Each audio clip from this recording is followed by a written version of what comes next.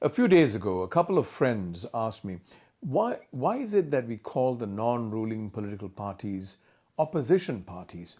They felt that it's more appropriate and fair to refer to them as alternative parties. In fact, this point has been raised by several people over the years.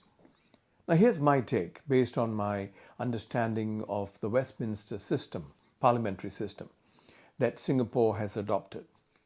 Now, when Parliament is in session, the non-ruling party MPs would form the opposition. In other words, they're in opposition to the ruling party. And when a particular party wins a significant number of seats, the leader of that party assumes the official title of leader of the opposition. He or she effectively would be shadowing the Prime Minister, who is usually the leader of the ruling party. Now, this is why immediately after the general election, or GE, in 2020, then Prime Minister Lee Hsien Loong named Workers' Party chief Pritam Singh as leader of the opposition. It's an official title, a full-time paid appointment with a spanking office. At a very basic level, the role of the opposition is to be a check on the ruling party.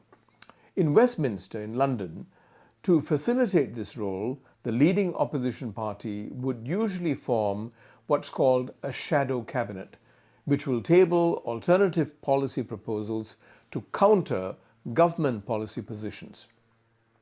In Singapore, the Workers' Party, or WP, the leading opposition party, hasn't done this.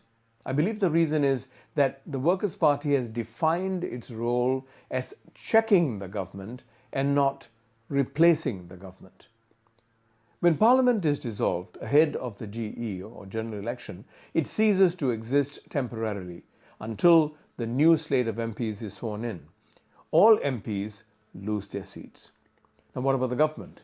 Well, the Prime Minister and Cabinet Ministers remain in office, but only in a caretaker role, that is, to ensure pressing affairs of the state are attended to for continuity and stability.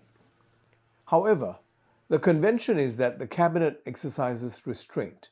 The caretaker cabinet is to avoid major decisions, avoid appointments, international deals, or policy changes. They are to avoid high signature events or speeches with strong media coverage.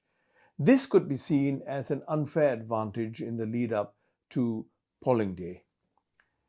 Singapore's caretaker conventions are based more on precedent and expectation, not on formal guidelines. In the UK, there's a formal set of caretaker rules in a document called Purda. See, in my view, during this phase, when there's no ruling party as such, it is more appropriate to refer to the other parties as alternative parties and not opposition parties. This is simply because there is no ruling party as such. In other words, there is no incumbency. This is not just semantics. It sets the right tone and sends a clear signal that parties respect and abide by the rules of fair play. This has a strong bearing on public trust. The question is, how much of importance do we give to public trust? Surely it can't be all about winning and winning at all cost.